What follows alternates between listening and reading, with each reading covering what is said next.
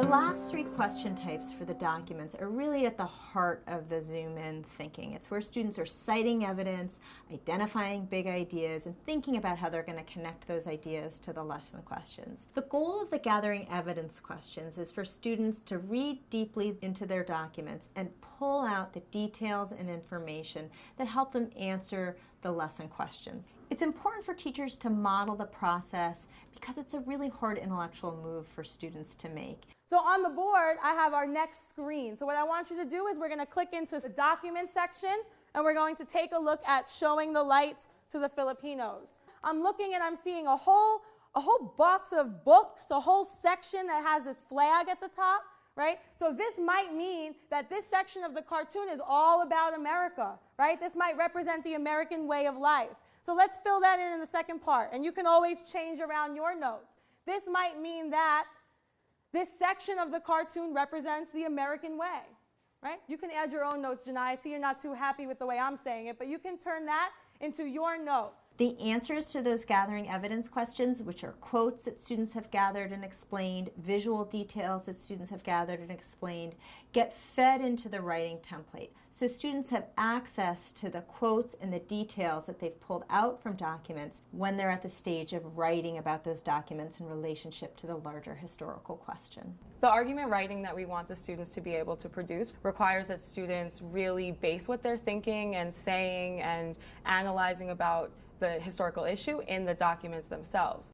The goal of the identifying a big idea questions is to help students step back from a document and think more broadly about an important idea a document is articulating, a claim that an author is making, and helping students to put that idea or claim in their own words and then connect that back to the strongest evidence that they located in the document. Now, the really important thing in the second part, a claim is not only is it pro or anti-imperialism, but a claim is the reason why. It's important for teachers to model with students how to identify the big idea behind a document or the claim that a document is making. This, we find, is a really hard intellectual move for students to make. In addition to having difficulty pulling out the small details from documents, students often then have difficulty synthesizing those details into one big takeaway from a document. So I need to know, why does this cartoon think it's such a good idea to annex the Philippines? If I think about what I'm seeing, we talked about the flag. I saw a lot of people talking about these books and the fact that this Filipino is being guided towards civilization and freedom and education.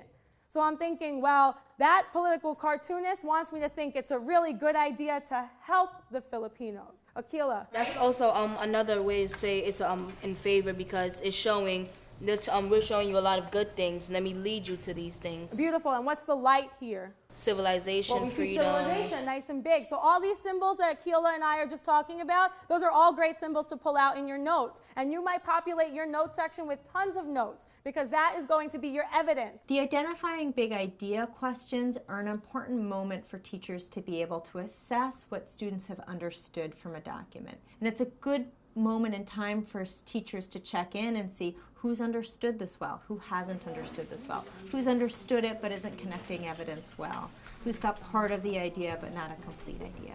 For some of the documents, we have questions that we call think about it questions. These are higher order thinking questions. Students don't have to write answers to these, but these are questions that are spurring students to make a larger connection to historical ideas or concepts. And we hope that teachers will use these questions in the discussion phase to get students thinking more broadly and deeply about the ideas they're reading about. At the end of the document phase, students should have a deep grounding in each of the lesson documents. This is going to prepare them well to enter into the connect phase, where they'll have an opportunity to synthesize across documents and connect back to the lesson question, which then in turn prepares them to engage in the lesson writing.